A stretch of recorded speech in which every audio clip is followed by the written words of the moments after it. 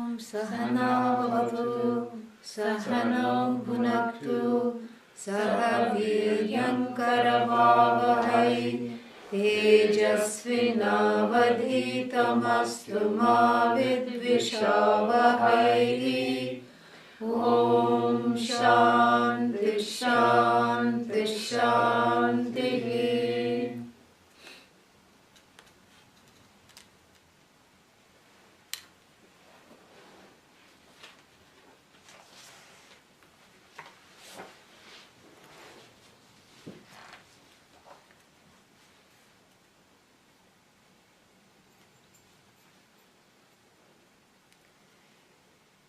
Om Harihi Om. Om Harihi Om. Brahmavadino vadanti. Brahmavadino vadanti. Kim karanam brahma kutasmajata. Kim karanam brahma kutasmajata. Jiva mahkena kvacha sampratishta. Jivamahkena kvacha sampratishta. Adhisthita kena sukhetareshu. Adhisthita kena sukhetareshu. Vartamahe brahmavido vyavastham. Vartamahe brahmavido vyavastham. Kalasvabhavo niyatir-yadricha. Kalasvabhavo niyatir-yadricha. Bhutani yonif purusha iti chintya. Bhutani yonif purusha iti chintya. Sanyoga esham natvatma bhavat. Sanyoga esham natvatma bhavat. Atmapyanishas sukha dukha hetoh. Atmapyanishas sukha dukha hetoh. Yeah. So, the sages deliberating. Deliberating means meditating, and a meditative discussion. What because they have already studied what there is to study, and when the study yields the knowledge, what kind of knowledge? The knowledge that made Shvetaketu say, enough, thank you, and he got up and left. The same knowledge that made Arjuna say to Bhagavan Krishna, Nashto mohaha, my delusion is gone, is destroyed, smritir labdha, I have regained my memory, meaning I remember what this life is all about, and what is this my pursuit, I remember. Karishye vachanam tava, I will do exactly as you say, because I don't have any more confusion about myself. So this is one level where all this, the students get up and leave. Notice it is the student who approaches the teacher, and when they have had enough, or if they feel they are not getting anything, that also we have to account for this being Kali Yuga. And so the student is the one gets up and going, So this shows us something which is very important. It shows that this is not some kind of a lifelong servitude or some enslavement to the teacher. And in fact, the teacher has no doubt that the student is non-separate from the teacher. But one knows and one is still in the process of knowing. That's the only difference here. And so, when that happens, that means the knowledge is complete, there is nothing more to be done. And so the primary karanam for the knowledge is what? Shravanam. Shravanam mukhya karanam jnanasya. For the knowledge, the primary cause of the knowledge is what? Shravanam. Listening to the teachings, not once in a while. A concerned, consistent, perseverant engagement with the knowledge is called shravanam. Not suddenly hearing tattvamasi and then, going away, because the habitual orientations are so many. The atattvamasi, I am not that. Overpowers Tattvamasi. So therefore, this, just like a rock in the middle of the ocean is crashed by the waves again and again for a century, and this jagged rock then becomes a smooth Shivalinga. And we find this even in the river. The Narmada Shiva stones, they are Shivalinga made by the mother Narmada. And they are all smooth and wonderful, and many various kinds of crystal stones and everything go in that, and they are rolled by the waves. All these jagged edges of these pebbles and rocks are smoothened. It becomes like a Shivalinga. And so too the jiva, with its ego and the jagged, ragged personality. So one time if the wave of knowledge crashes in the ear, nothing happens, because the jagged edges of the personality and the ego is so, what's the word for it, rampant. It is so much there, it is so much, flying around. So therefore, a consistent exposure to the crashing waves of the Shruti is called shravanam. That is what makes this angular personality calm down and reveals the purusha, person, the Bhagavan within is revealed. Everybody is Bhagavan only. Within is Bhagavan, without is Bhagavan, everywhere is Bhagavan, everything is Bhagavan. But to recognize that Bhagavan as myself, it's not a small thing. And so here, shravanam eva jnanasya mukhya sadhanam. Shravanam is the primary means for this knowledge. And then what? Then suppose the knowledge takes place. How? Somehow. But is riddled with doubts, errors and vaguenesses of various kinds. I know I am Brahman, but how come I get angry? I know I am Brahman, but why am I sad? I know I am Brahman, but how to experience it? These are all some common, misconceptions. That means what? The Shravanam has worked, but not completely. So then, if the Shravanam has, not completely enabled one to assimilate the knowledge, then the second thing is what is the people are asked to do is mananam. Mananam is remove the doubts with regard to the pramana. The means of knowledge is the Shruti, the holy Shruti. The teaching is the means of the knowledge. This is Mother Shruti coming and blessing in the form of this knowledge. And then what? This is something I have to receive with that same attitude with regard to the teacher and the teaching. I have the same attitude, and the Veda, which is the same. It is trying to tell me something I cannot figure out. This is what is the effect of this Shraddha. This is Shraddha. Then what happens? Then the Shraddha comes, and then the knowledge takes place, all right, but there are still certain doubts. How do I know that I am Brahman? How do I know that I alone am Brahman? How do I know that I am not something else?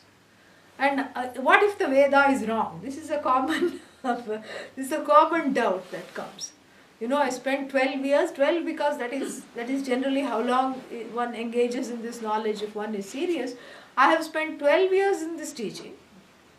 And then what? I have to spend 12 years with this teaching. What if it doesn't work? Oh my God. Where shall I go? What to do? This is not fair. So what should I do? Don't put the toe in the water at all. Get away from here. What if it doesn't work? This is not because the teaching hasn't worked. If after Shravanam this doubt comes, like what if I'm getting into something and I'm enjoying the teaching, but then what if it doesn't yield? What if it doesn't show me totally that I am Brahman? What if it doesn't make a difference in my life? This is what do I do then? I have to do doubt removal. And the doubt removal is done two ways. One is on your own time, doubt removal, meaning you just engage with the teaching. No, how can I not be Brahman? Of course I am Brahman. Everything is Brahman. Even a rock is Brahman. I rock, therefore I am Brahman too.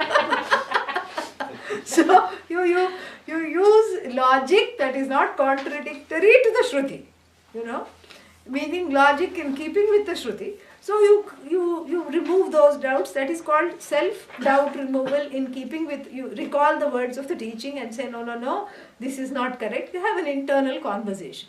And then you can also have an external conversation in the sense of what? You say, you say to the teacher, what is this? How come this and this is like this? You have a conversation with the teacher. You ask questions. This is what is the dialogue. So this is another way of doubt removal. Okay, shravanam is over. Doubt removal is also over. Still there is this feeling called viparita bhavana. Viparita bhavana means I don't feel like Brahman. I know I am Brahman. I have no doubt. I have full shraddha in the teaching and what has been taught to me. I don't doubt that I have made a mistake with the pramana or anything. But that Brahman, is supposed to be all pervasive, and I am just this little, 5 foot X number of inches person. And this Brahman is supposed to be wonderful and great and, grand. And here I am all, complaining all the time. This Brahman is without papa punya, free of everything, pure, bright as the sun and pure as, spotless as the cloudless sky. And here I am feeling guilty, feeling hurt. What is going on? If that question comes, then what is recommended? This is all after shravanam. Nididhyasanam, meaning chewing the cud of the Mahavakyas, the Shruti sentences and the words of the Shruti that show that you are none other than Ishwara. Just like the cow, the cows may not be terribly smart and they don't have a sense of time. When the cow is let into the pasture, it doesn't know that it's going to be there the whole day. It has spent the whole night in the stables, uncomfortable with other cows, having a cow about being with other cows, and then it is let out to the pasture, it runs, and what does it do? You observe it. I mean, you will see. If you have grown up with cows, you will see it is not going to leisurely just, have little wheat grass salad here and there. No, it's going to just gobble up everything. It's going to go into the pasture and eat as though it has not eaten before. As though it has never even seen grass. Then 1 hour it will eat and then there's nothing to do the whole day except sit under a tree. And thankfully that fast eating has got 4 chambers in the stomach, 4 stomachs the cow has, yeah. Maybe the people are wishing, I also wish I had 4 stomachs, but even with 1 stomach it is so difficult. So 4 stomachs it has. So first it will eat very quickly, and then it will regurgitate what it has eaten after it finds out, okay, nobody is taking me anywhere, I don't have to go back to the stables, I can enjoy this weather, I can sit under a tree, and this is called ruminating, chewing the cud. This is called ruminating. So the grass that was eaten by the cow quickly is regurgitated from the stomach number 1 and chewed and sent to stomach number 2, from which it goes to 3 and 4. This is the process of assimilation, because it's a complex food, because it's raw food. And this is what is exactly nididhyasana. The eager student, grazes in the pasture of the Upanishads. Here is a little bit of arugula, here is a little bit of dandelion green, here is wheat grass, here is spinach. Oh, how delicious! This is exactly how I was deprived of this knowledge. Here is little tattvamasi, aham brahmasmi leaf, tattvamasi leaf, sarvam khalvidam brahma leaf, and then ishavasyamidam sarvam leaves. It just gobbles up. The mind of the eager student, it just gobbles up everything. And then what? When it says, oh, this was really nice, but it's not translating in my life. That is the time to regurgitate all the sentences of the Upanishad, bring it back into the mind, and then chew on that. That is called contemplation. That is the 3rd level where if the shravanam has not completely given what it's supposed to give, it's not because it hasn't worked, it's because there are blocks from within.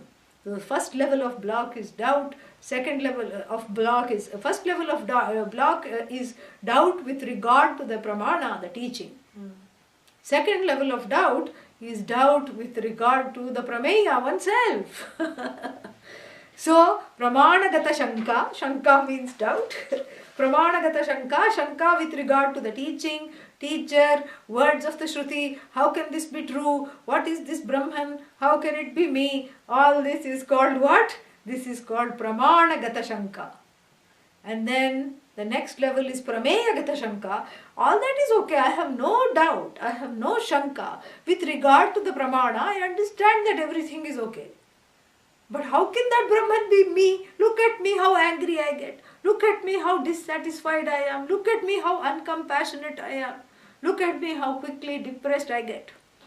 So therefore, how can I be this Brahman when that feeling comes? And that is called self-doubt. Because that Brahman is you alone. That is the whole purport of the Vedas. And so here, what the sages who have already done shravanam are doing is what? Doing mananam and nididhyasam. More nididhyasam than mananam, it will be shown later. But this is what they are doing. This is the chewing the cud.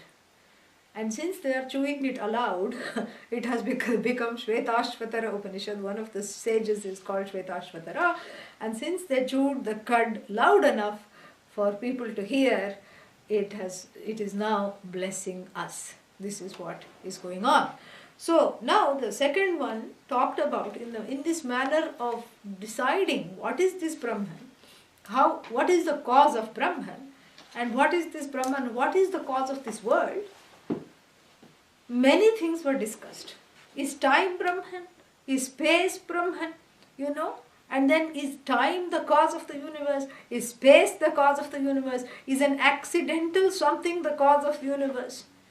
So what is the cause of the universe? And then they are negating the causes, because don't forget that there is a na there somewhere. Kalaha, so there is no negation here, correct?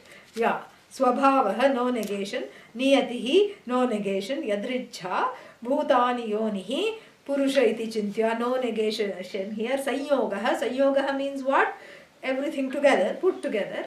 A combination of all these causes. Esham, and then what? Na.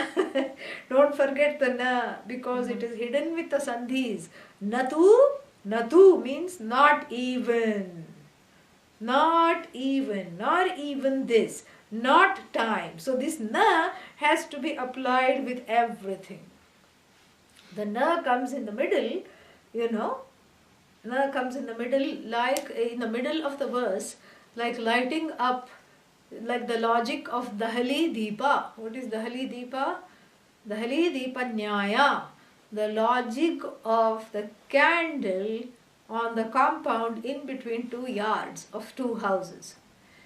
Which, if you put a lamp, a candle on the compound, left side is one house, right side is one house, which house will the light of the candle light up? The house on the left or house on the right? Both. So the na is in the middle, and like the lamp on the compound lamp, it lights up what went before in the sentence, and it also lights up, applies to what went after. Because this is in verse form, so they cannot keep on saying na, they will run out of the meter, words in the meter. Very cleverly done. And so that na blesses what came before, and the na is also going to bless now what comes after. Na atma bhavat sukhad atma api, na atma bhavat atma api anishah. Atma api anishah. Anishah means what? Not ishwara. Atma here should not be taken as atma satyam jnanam anantam. Atma here is seen as to be taken as the individual. So the individual here is what? Anishaha. Anishaha means what? Not Ishvara. The individual is not Ishvara. What? I thought the individual is Ishvara. No, they are sparring here. They are looking at it from a particular point of view. We have to see that. It's not that what they are saying is wrong. The individual is not Ishvara with reference to the body, mind, sense complex, which is headed by the ahankara, ego. That is what they are saying. The jiva, which is headed by the ahankara, the ego, which says this body is mine, this mind is mine, these senses are mine. This karta, who is the karta? Me. Who is the bhokta? Bhokta means what? Experience. The experiencer of sorrows and guilt and hurt and even once in a while good things. Who is this? Who is that? Me. The one who says me. Is that Ishvara or Anishvara? Not feeling like Ishvara. Anishvara. That is the one who has the more of me, the less of Ishvara. Correct? In me. That is how it is. So this is jiva, who is full of itself, himself, herself. This jiva that is full of itself and is what? And Atma Bhavat. Atma Bhavat means by identifying with the body, mind, sense complex, as it were, goes far away from Ishvara. And so this assemblage of the body, mind, sense complex, headed by the ego, owned up by the ego, gets disconnected as it were from the source. And therefore cannot be called the source. In that condition. In that condition of what? Feeling disenchanted and disconnected from the whole, which is the lot of the jiva. Atma Bhavat means identifying with one's own self-ignorance. And if you identify with your own ignorance, what happens? You feel ignorant. So this ignorance is what kind of an ignorance? Ignorance of Tattvamasi, ignorance of Aham Brahmasmi, ignorance that all this here, including I, is Ishvara. Ignorance that there is only one Ishvara and I have to be included in that limitless consciousness which is Ishvara. That ignorance makes me have a parallel reality. This is what happens. It's like I've told this many times before. This man said, one person said, you have been crowned the king of whole of India. Oh, really? The whole of India? But what about the village of Bharatpur? Bharatpur is a small, 5,000 people village in Madhya Pradesh, in the middle of India. So if you are the whole of India, are you not the king of Bharatpur also? If you are the king of whole of India? So similarly, if everything is this Ishvara, then, that Ishvara is also ruling this body, mind, sense complex. No problem. But if you want to say, I am only this ruler of this body, mind, sense complex, that means what? You are delimiting yourself from Ishvara. That is what it is. This is what is ignorance, is that you set up a parallel kingdom. Yeah, there is the whole and then there is what? Me within the whole and me separate within the whole. And this is the sad jiva. And even another, this anisha is a very interesting word. When it is used to, you want to write it down? What confuses me in this verse, and I can't understand it, is where is purusha in the line before and this anisha, this I can't understand where is the connection of these two things. There is no connection. The same thing? Yeah, there is no connection. Because the anisha, let me explain here, this is what I am saying. The anisha is the one who is grieving. Anishaya shochati muhyamanaha, wide the Mundakopanishad. And Purushaha is that the cosmic person, Ishvara, which includes everything. And that Purushaha becomes anisha when one secedes from the Purusha. It's like, today it came in the news that some representative in some county in Texas was very upset that the Democrats are in power, Democratic Party is in power, and they said we want to secede we don't want to be part of the United States if this is the situation. So let's say they got their way and they were just there, a separate country. Are they going to be happy? No, they're going to be just, and they can be attacked. They can be, they won't have already the economy is so bad. and how much they must be depending on other, just look at it in this way. I didn't want to bring in politics, but this is just to illustrate this. So look at how interdependent it is. And, and every, look at where they get the food from, where they get this from. All these things we have to see. You can't just sort of say, I'm going to secede, and then not have it be economically, socially, politically, spiritually viable. This is what it is. But the jiva's lot is, you come into the world seceded.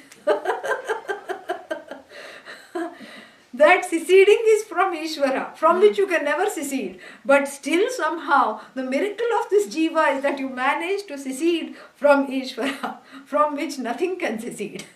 This is mithya. Ignorance is mithya. Knowledge also is in a certain sense mithya, because ignorance is mithya. Yeah. What is Sat is always Sat. So there are no two things. Even in the Mundakopanishad, the word Anisha is used with reference to these two things.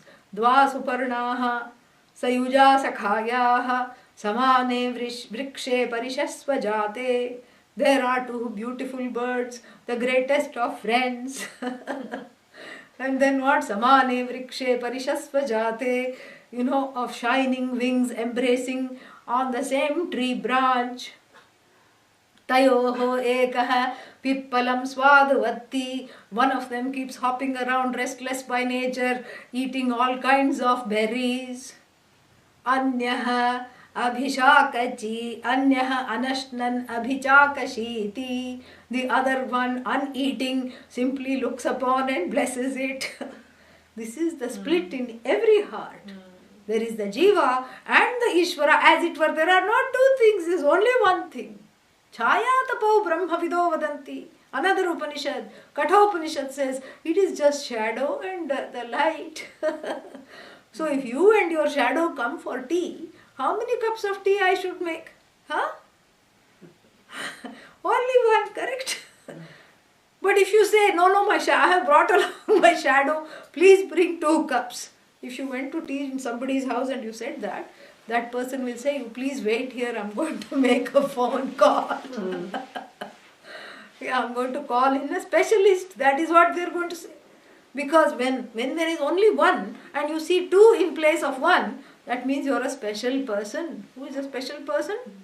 The one who needs a specialist. Okay? That's a special person. So here also, how many Brahmans are there when we last checked? 1, 1.5, 2, 1. There is only one Brahman. And you cannot say there is one Brahman and I am separate. Because if you say you are separate, that means what?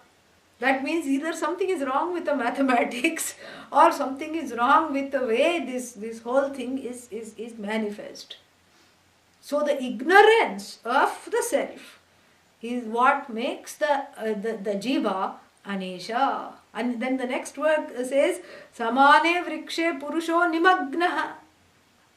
In this tree of life, this purusha, which is supposed to be what? The word purusha has 2 etymologies. Very beautiful. The first etymology means, is like this. Purau ushyate anena. Purau ushati. Ushati means lives. Purau, puri. Puri means this body, mind, sense complex. A city. A citadel rather. The 9-gated citadel. Navadware pure dehi. So this dehi, the one who is endowed with his body, lives in this gated community with little portholes for bringing in the world, different kinds of portholes for experiencing the world in this gated community, in this exclusive gated community. So first you put yourself in a gated community and then you feel lonely. Oh, nobody comes to visit. How will they come to visit? You blocked yourself and put some passwords and everything. Nobody can even come by. Nobody can even come. And then alarm goes off and things like that. And see, this is what first you create this alarming situation by creating this gated community. And then what? And then you say, I'm lonely, I'm depressed, I'm away from everything. This is the lot of the jiva. So first derivation of the word purusha is purau ushati, the one that is dwelling in this citadel. And this is the jiva. And then what? Is the separation real? No, it is all, in the head. Because of self-ignorance. And then the second derivation of the same word is sarvan purayati iti purushaha. That which fills up everything. Wherever it sees any lack, it fills up, it accommodates everything. This is what is the purusha, sukta purusha. That purusha is that which is ishwara. And so, from going from the first purusha, the gated community wala, to the second purusha, the one who is in charge of everything, the one who is the whole, that is the journey, the so-called journey of the jiva. Purusha. And so here when you say purusha yoni, that which is the source of everything, that purusha which is the source of everything, that Brahman here is called purusha. And then what happens to this jiva? Jiva also is purusha, but not knowing that is one problem. That is called the primary mula avidya, mula ajnanam. And then what? Because I don't know that, I come to various conclusions about this I, which are of no use at all. Useless conclusions. I am bad, I am horrible, I should be, I am no good, etc., etc. This is the problem with the second, with the second kind of with the first purusha, which is what? The second one was the one which is filling everything up. The first purusha is the one who has gated itself off. Yeah. Like a Taliban lady. Yeah, because the Taliban lady's dress, how it is? Yeah, only little screen for the eyes. Yeah. And then what? Feels very oppressed and lonely inside. That's what it is. You can see everything. First there is a source of power. Oh, I can see the whole world. I can collect this, I can do this, I can do that. And then what? You are interacting through a barred, gate. You're in a gated community. You're a ninja with all kinds of weapons, of defensive and offensive weapons, where you have made yourself extremely isolated and lonely. This is the time to come back through the teachings. The teachings, resound in the heart, and with each class, one bar is dropped from this gated community. One bar, the bars? One bar comes down, and then you feel nothing is happening. The next class, one more bar comes down. The third class, again all this obstruction comes down. It operates on a very, very sukshma level, really. And, so this is what is really happening. So here, Anishaya Shochati means grieves because one is not Ishwara. Here also what? Natu Atma Bhavat. Atma Bhavat means what? Atma Bhavat means because of this identification with the jiva, jivatvam, with the finiteness, the identification with the finiteness, Atma Bhava here. Atma Bhavat, what happens? Natu Atma Bhavat, Ishaha, Api Anishaha. Anishaha means not Ishwara, not Bhutayoni. Bhutayoni means the source of everything, which is that the second Purusha. Here we are talking of the first Purusha, the one who has isolated itself because of self-ignorance. Born in self-ignorance, born with this sense of isolation, searches for perfection, starting with one's own mother and father. That's why for a child, the mother is God, father is God. Until they start to behave odd, they are God. So the child is intelligent, it wonders, because, it saw a cockroach and ran and caught the mother's sari, mummy. And what did the mummy do? Stood up on the table, dining table. And the child who was idolizing this mummy suddenly thinks, what is this? I thought I am scared and I can run to her and get comfort, and she will say, oh, it is, you are 20 times bigger than this. But she herself is standing on the table. Then, calls the daddy. Daddy won't even come into the room, calls pest control. This is the situation. The child is not a fool. The child says, oh, there is inconsistency here. I thought they could walk, they could talk, they could do all these things that I can't do. I can barely, run around, and they can do all these things. They are so competent, but there are little cracks in their competency, pun intended. And then what happens? And then as it grows, the trust erodes. Because the trust can never be placed in the fallible parents. Parents, though, even if they are the best parents on earth, they will make mistakes. And from the child's point of view, the parents should always be around. Mother should always be around. How is that possible? Mother has to go to bathroom, go to work, go to cook, all these things. Father has to go, do things. Cannot be around. And so what? The child's trust erodes. And then what happens is that it becomes hardened, it becomes a ninja, it becomes, it starts to think, and this is the plight of everybody with a few variations. It starts to think, I'm okay by myself, I don't need these people, I can do better on my own. Who are these people anyway? They don't know what they are. And then again mother gets sick, father gets sick, sometimes they die, so the child is extremely confused. And this innocent child somehow learns to keep relying on itself. And thank God for the unconscious. All the pain, the specificities of the pain go down. It is not experienced by the child. It only comes back later when the child is grown up and is able to handle that pain and process that pain.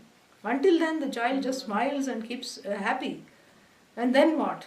That nagging search for the mother and the father, that perfect figure is still there and is not gone until it is resolved in the search for the mother and the father of the universe. That is what that longing is. That I want there to be infallible parents. I want to first gain that security as a child of infallible parents. So this is the first step level where the jiva has to surrender to the mother and to Ishwara as the mother and the father of the universe. And to get to the second level, I am this alone. There is, mother is me, father is me, everything is me. That is the second level, the ultimate knowledge here. So we go step by step because otherwise it's very daunting. So here we are not even at the first step. What is wrong here? Here the problem is this jiva is completely turned away from Ishvara. So first said, I am, me. Who is this me? Oh, I'm so separate. I'm so isolated. I'm so alone. Who is this me anyway? Anisha. Anisha means what? Not Ishvara. So by some magic, even though everything is Bhutayoni is Ishvara, Bhutayoni means the source of everything is Ishvara, then what? This Atma Bhavat, because of identification with one's body, mind, sense complex and the ego, the one considers oneself Anisha. And then what? As a result, Sukha Dukkha Hetoho, being subject to Sukha and Dukkha. What is Sukha? Happiness. What is Dukkha? The other thing. Other unconducive states of mind. Yeah. So Sukha Dukkha Hetoho means being subject to Sukha Dukkha, thinking of itself as Anisha. This individual also cannot be seen as the cause of the universe, correct? Yeah. This is what is the second verse. Moving on. So then what happened to these sages? Very interesting. What did they discover? Let us find out.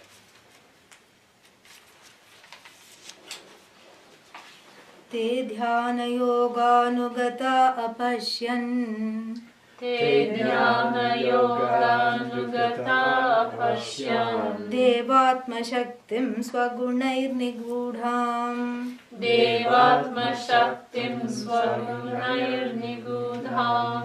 Yah karanani nikhilani tani. Yah karanani nikhilani tani. कालात्मयुक्तान्यधितिष्ठत्येकः कालात्मयुक्तान्यधितिष्ठत्येकः ते सह तौ ते. They means they.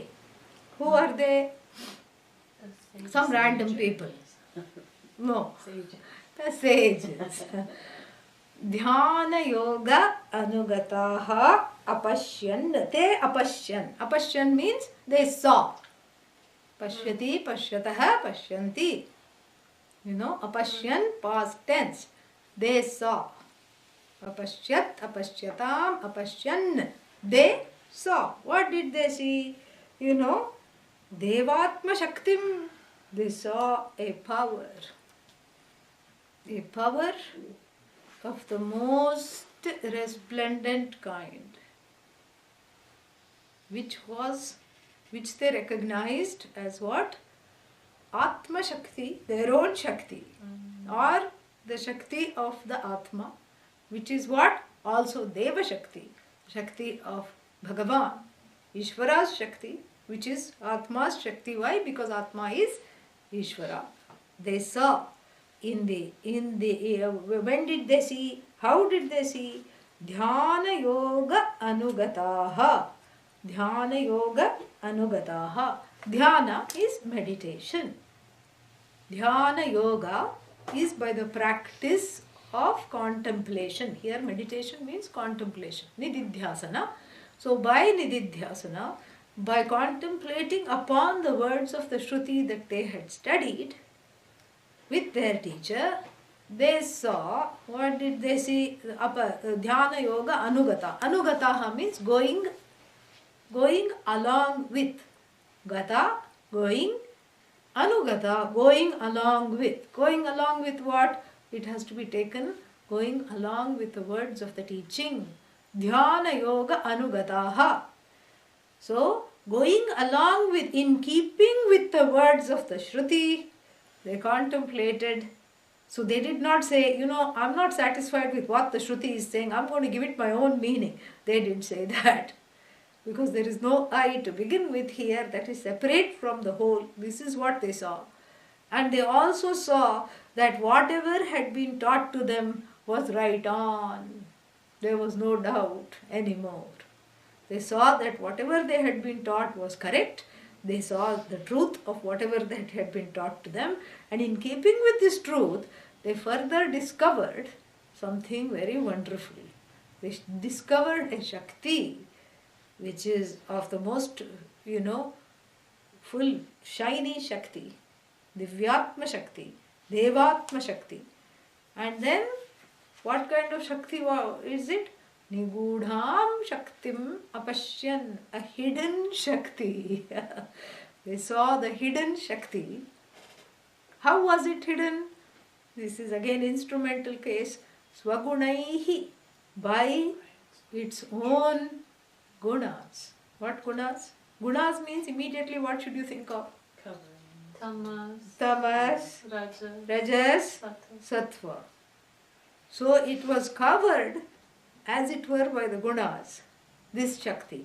This is all encompassing Shakti without which, because we are talking of the source of the universe, the source and of the manifestation of the universe. So the manifesting power, which is this Shakti, they discovered, they saw, through their contemplative practice, which was completely in keeping with the teaching, in keeping with the Upanishad, in keeping with the Shruti. And then what happened? Yaha karanani nikhilani tani nikhilani tani karanani adhitishtati. Nikhilani means, all of it. All what? Kalatma yuktani. Beginning with time, Kala. Atma, ending with the individual manifestation of the jiva, which is a manifestation. Beginning with time, because remember earlier they had talked about whether time is itself the cause of everything. No. Time also is manifest. So all the things manifest right from starting with time and ending in this body-mind sense complex. There is one source, one power, one force, one Shakti, which they saw. And then what? Kalatma yuktani adhitishtati. Adhitishtati means supervises. Tishtati abides, adhitishtati oversees, literally. Yeah. So, it's like not adhitishtati doesn't mean micromanages. You stand behind the shoulder and you say, no, what are you doing? Oh, I'm just cooking. How much salt are you putting? Not like this. Do this, do that. That is not adhitishtati. Adhitishtati means is within the rubric of this power, that nothing happens to this power without the adhishtata's permission, as we say.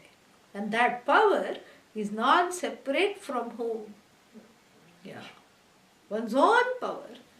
And one's own power is in the hand of one, correct? Yeah. You cannot separate you and your power. That doesn't make any sense. Because does your power exist without you? No. And neither can you exist without power. That power and you are one and the same. But for the purposes of understanding this deeply, they are split into two. The power is seen as the mother of the universe. And that which operates that power, oversees that power, without whose permission or whatever it is, without whose overseeing the power does not manifest anything, that is called Ishwara, Bhagavan, Shiva and Shakti. This is what it is. And before one comes into a quick conclusion, oh, the masculine is the one who oversees and the feminine does all the work. That's not how it is. The feminine masculine is for you to understand. Bhagavan is, transgendered. There is no gender. There is no gender. There is no gender for the Atma. Atma is not masculine or feminine. And those people, then masculine and feminine and, man, woman, etc. These are all our own dualistic conclusions. And dualistic confusions, rather, I should say. Because the whole thing is that, the truth is that in every masculine body there is feminine power. In every feminine body there is masculine, properties. So many things are there. So this is all very much, enmeshed in these three gunas. And confused by the three gunas, we also try to genderize Bhagavan and say, this is feminine and this is masculine, and so the masculine is more important than the feminine. That doesn't make any sense. In fact, this is not at all true in the Vedic tradition. In the Hindu tradition, there is nothing that is masculine. What is there that is masculine? Think about it from any which way. Think about it from all these, the laws of the universe and all these things. They are all feminine. And think about it also from human pursuits, from the individual pursuit. What does everybody want? Winston Churchill said, what do you want? Somebody asked. To be free from fear. No. These are all too much Vedanta classes. This is the problem. What do people in the world want? They don't want to be free. No, they don't want to be Bhagavan at all. What do people want? They want money. Money. Oh, okay. You ask anybody, they want money. That's what I gave a hint. Winston Churchill was asked, what does the war effort need? And he said 3 things. Money. This is what he said. Yeah. So like this. So what is money? Mother Lakshmi, feminine, And then, no, I don't want money. I'm a little more evolved. I want happiness. Happiness is called, what is that? Griha Lakshmi, my home happiness. Santana Lakshmi, happiness derived from children. Dhanya Lakshmi, happiness derived from food. Dhana Lakshmi, happiness derived from money. Everything is Lakshmi. Ashtalakshmi, 8 forms of Lakshmis are there, 8 forms of happinesses are recognized. I mean, even, those are the main forms. Inside that you can have sub-forms. And then you say, no, I don't want all those material things. I want what? No. Knowledge. If you were to say that, Who is in charge of knowledge? Saraswati. Saraswati. Saraswati. Now Saraswati feels jealous of Lakshmi? No, not at all. Saraswati knows. She's not. She is the same as Lakshmi, really. She's not separate from Lakshmi. She is the same as Lakshmi. She is another manifestation of that same thing. It's again feminine.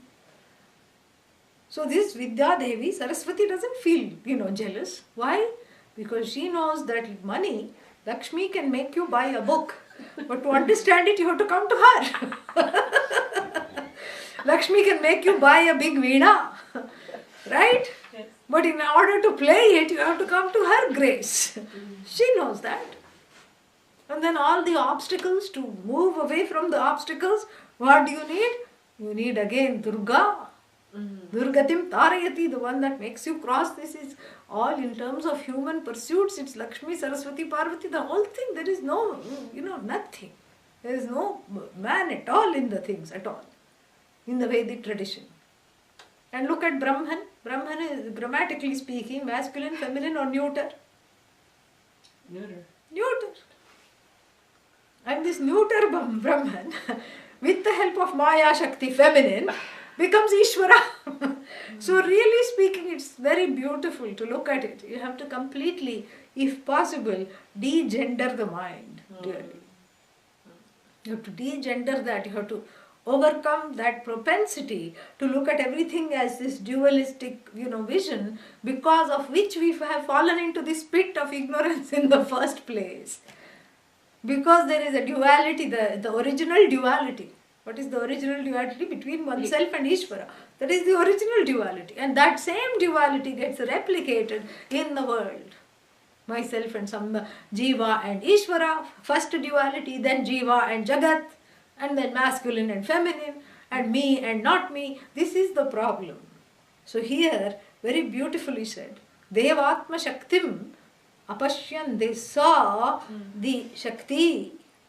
They saw the Shakti that is in charge of this whole universe, and they also saw that this Shakti is not some kind of a random force which is left alone free to devastate everything. Even Sandy, Shakti, Sandy, remember Sandy?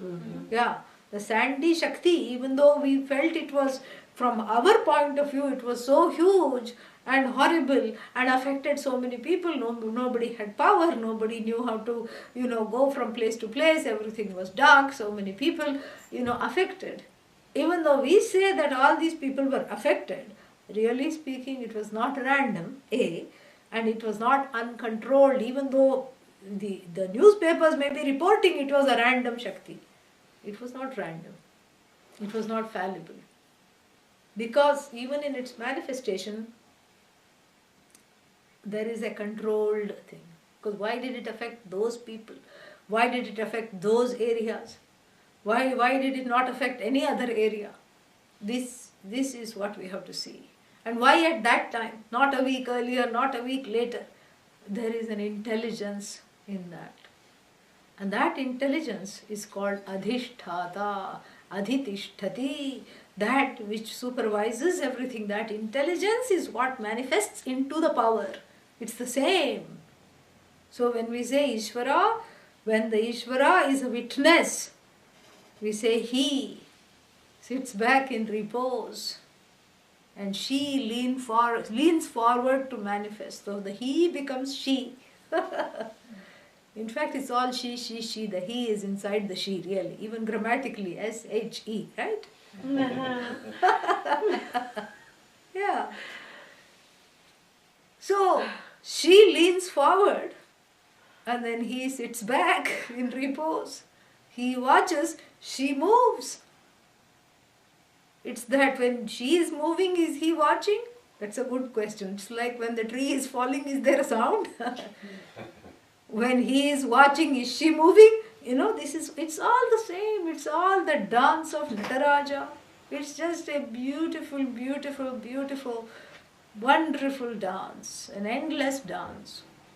And this male, female, masculine, feminine is our own problem. It's not the problem of Bhagavan. That's why we say mother and father of the universe. We don't believe in just a masculine, Bhagavan at all. Always together. That's why all our deities are happily married. Because the masculine and the feminine manifestations of that power. The feminine manifestation is called feminine because of its power to create. It is called feminine. Otherwise, it's we are the ones giving that epithet. Shakti, the word is feminine, and its power to create is feminine. And then what? Its power to create is called vikshepa, and its power to hide is called what? Avarana. These are the two aspects of this Shakti. The power to hide what? My own truth from myself. Aghatita ghatana patiyasi maya. Patiyasi means this clever maya, the cleverest maya. What does she do? Aghatita ghatana patiyasi. What she does is that which never happened, she makes it look like it has happened. That which has happened, she makes it look like nothing happened. This is the greatness of this Shakti. And usually we don't see the Shakti. Where is Maya? You have to keep looking, We see what? The effect. We don't see the cause, and neither do we see the cause of that power we don't see. Why? It being ourselves. So therefore, they were able to penetrate the effect and see the bluff of all the multitudes of these manifestations called the effect, and go right to the cause, which is Maya, and then even transcend that causation to see that causeless cause, which is oneself, which is Ishwara. More we will see next time. Very nice. Om Purnamadah Purnamidam Purnat Purnamudachyate Purnasya Purnamadaya Purnamevavashishyate.